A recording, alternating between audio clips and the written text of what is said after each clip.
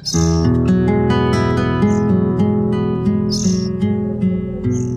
निगम गेली 5 वर्षे Bawda rescue force मध्ये पक्षी मित्र आणि प्राणी मित्र म्हणून कार्यरत आहे.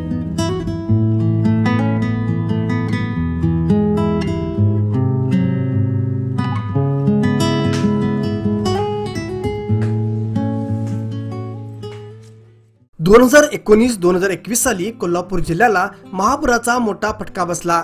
पंचगंगेला आलेल्या महापुरामुळे अनेकाचे संसार रस्त्यावर आले. ही परिस्थिती इतकी भयावह होती की अनेक पशुपक्ष्यांना या आपत्तीत जीव गमावा लागला. दोन्ही वर्षात अचानक तयार झालेल्या महापुराच्या आपत्तीमुळे नागरिकांना अनेक समस्यांचा सामना करावा लागला होता. यावेळी कोल्हापुरातील अनेक स्वयंसेवी संस्था प्रशासनाच्या मदतीला धावून आल्या. त्यामुळे नागरिक आणि प्रशासनाला मदत मिळाली. कशा पद्धतीने बावडा रेस्क्यू फोर्स काम चालतंय पाहूया या स्पेशल रिपोर्टच्या माध्यमातून. नमस्कार, मी मानसिंग जाधव. बावडा रेस्क्यू फोर्स 2019 या पूर परिस्थितीच्या दरम्यान चालू केलेला हा रेस्क्यू फोर्स आमदार ऋतुराज दादा बंटी साहेब यांच्या संकल्पनेतून निर्माण झालेला हा फोर्स बावड्यातील साधारण 50च्या पेक्षा जास्त तरुणांनी एकत्र येऊन बावडा रेस्क्यू फोर्सची स्थापना केली. आणि याचा मूळ उद्देश होता की नागरिकांना संकट काळामध्ये मदत करण्यासाठी एक तरुणांचा वर्ग निर्माण व्हावा. बावडा रेस्क्यूची स्थापना झाली 2019च्या दरम्यान.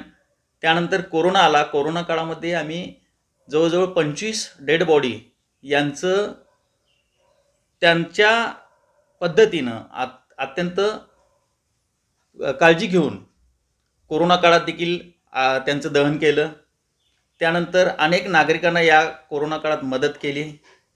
याचबरोबर कसबा बावडा हा भाग शक्यतो ग्रामीण भाग आहे आणि ग्रामीण भाग असल्यामुळं शेती जास्त असल्यामुळं अनेक सर्प आसपासच्या परिसरामध्ये असतात. आणि म्हणून आपण आपल्या या बावडा रेस्क्यूच्या माध्यमातून जवळजवळ 15 सर्पमित्रांची यामध्ये भरती केली, जे स्वइच्छेने यामध्ये आहेत. आणि दररोज एक ना एक कॉल होत असतो. आणि कसबा बावड्याच्या आसपासच्या परिसरामध्ये असे सर्प जर असतील, बिनविषारी सर्प असतील तर त्यांना त्यांच्या आदिवासामध्ये सोडलं जातं. आणि जे विषारी सर्प असतात ते आपण वन खात्यामध्ये जमा करतो. त्याचबरोबर आपला कसबा बावड्याच्या आसपासचा झूम प्रकल्प असल्यामुळे बऱ्याच प्रमाणात आपल्याकडे घोणस ह्या विषारी जातीचे सर्प जास्त प्रमाणात आहेत. त्यामुळं आम्ही अत्यंत काळजी घेऊन या सर्पांना पकडतो आणि वन खात्यामध्ये जमा करतो. त्याचबरोबर आपल्याकडे पशु प्राणी मित्र जे आहेत, जसं आता मनीषनं सांगितलं की खारुताईचा हा रेस्क्यू, तर अशा अनेक रेस्क्यू आपल्या बावडा रेस्क्यूच्या माध्यमातून केलेले आहेत. पूर परिस्थितीच्या माध्यमात आपल्याकडं जवळजवळ एक 20-25 पट्टीचे पोहणारे आहेत. यातून आपण त्यांना NDRFची आणि कोल्हापूर महानगरपालिका फायर स्टेशनची आपण मदत घेऊन त्यांना जुजबी ट्रेनिंग दिलेलं आहे. जर अशी परिस्थिती उद्भवली तर नागरिकांचं स्थलांतर करण्यासाठी आणि त्यांना सुरक्षित मदत करण्यासाठी आमची बावडा रेस्क्यू सदैव तत्पर आहे. आणि या बावडा रेस्क्यूची ख्याती आता अखंड पंचक्रोशीमध्ये पसरलेली आहे.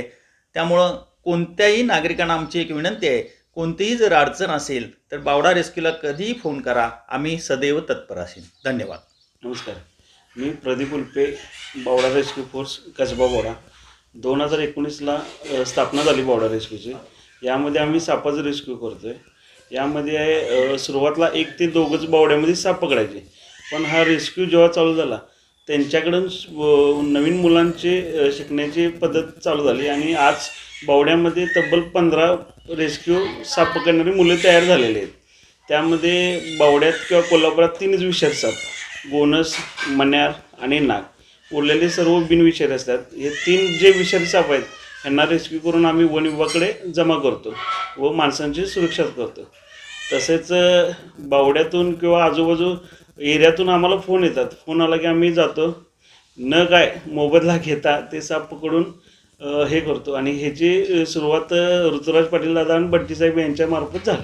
जगात कोरोना महामार्गी धुमाकूळ घालत असताना अख्खं जग लॉकडाऊन झालं होतं. कोणीही एकमेकाच्या मदतीला धावून जाण्यासाठी तयार नव्हतं. कोरोना झालेल्या मृत्यूमुळे मृतदेहाला खच स्मशानभूमीत पाहायला मिळायचा. कोल्हापुरामध्ये देखील अशीच परिस्थिती निर्माण झाली होती. मात्र यावेळी देखील बावडा रेस्क्यू फोर्सने कोणतीही भीती न बाळगता मृत्युमुखी पडलेल्या कोरोनाग्रस्तांच्या श्वास अंतिम संस्कार केलेत. त्यामुळे आजही अनेक संस्थांकडून त्यांना गौरवण्यात आलंय. आपत्ती व्यवस्थापक विभाग कोल्हापूर, महानगरपालिका, फायर ब्रिगेड यांच्यातर्फे विशेष ट्रेनिंग घेऊन ही टीम सदैव नागरिकांच्या मदतीसाठी तयार असते. नुकतंच या टीमने जरंगनगर येथील 2 खारीची पिल्ले झाडावरून पडली होती. त्यांना रेस्क्यू केलं असून कुणाल निकम यांच्या घरी आणून अगदी छोट्या बाळासारखी त्याची काळजी घेतली जात आहे. त्या छोट्या पिल्लांना डोळे उघडल्यानंतर त्यांना त्यांच्या अधिवासामध्ये सोडून देण्यात येणार आहे. नमस्कार, मी कुणाल निकम. गेली 5 वर्षे बावडा रेस्क्यू फोर्समध्ये पक्षी मित्र आणि प्राणी मित्र म्हणून कार्यरत आहे.